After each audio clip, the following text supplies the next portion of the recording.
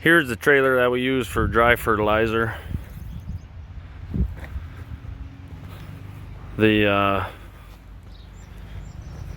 place where we get our fertilizer usually brings it out in semi just like ours, and then they dump it into us.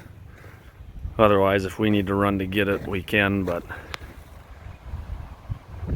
your typical hopper trailer, with some of them either have an auger like ours or a belt conveyor, but then you just open up the slides and it runs through those auger tubes and then out the back and into our strip till machine where that dry fertilizer box was. So here's our building that we have a bunch of liquid storage tanks in for our fertilizer, both in furrow with the seed and then the 28% UAN, and it all comes in by truckloads and we store it. Here's the trailer we use for the planter. It's got the front tank for the in-furrow fertilizer, and then the bottom two tanks are for that 28% UAN out the back of the planter. We use twice as much UAN as we do in-furrow, hence the two tanks versus the one tank. And then we have a seed conveyor for our seed. A lot of our seed comes in bulk, and therefore we just dump it in into this tender, which has a belt conveyor to fill the planter. Here's our John Deere corn planter. It's DB Deere Bauer, 60 foot, 24 row, 30 inch. I'm kind of standing underneath it in the middle as it's folded up. Show a couple key points of how we set our planters up so we can do conventional till, strip till, and no till. We use Don Equipment GFX row cleaners. They are hydraulic down pressure. You adjust that in the cab, and then they're spring up, so you'll adjust the hydraulics, which puts them down into the ground, and then when the hydraulics are off, they spring back up. We run open spoke gauge wheels just for adverse conditions. Helps get the mud outside so they don't plug up. We put some fertilizer in furrow with this little rebounder, they call it. Kind of presses the seed down and puts fertilizer on top. Then on the back for the closing system, we have one standard rubber and then one more aggressive Dawn curve tying closing wheel.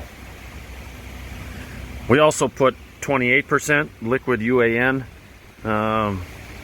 behind, just to give the plant a little bit of nitrogen.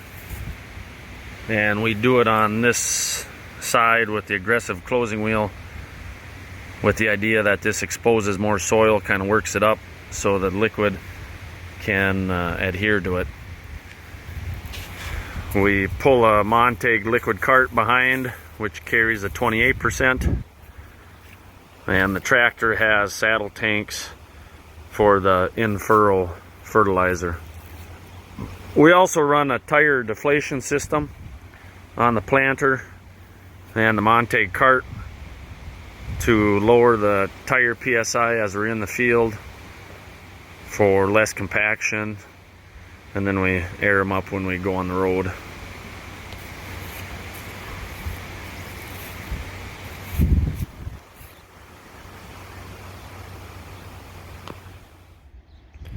So here is our strip till machine. It's a 24 row 30 inch, so 60 feet wide. With our lighter ground, we're able to pull it with 500 horse tractor quite easily.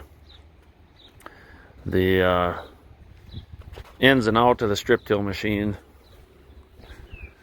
we got a air adjust row cleaner up front, and there's the air cylinder, and that moves the residue out of the way.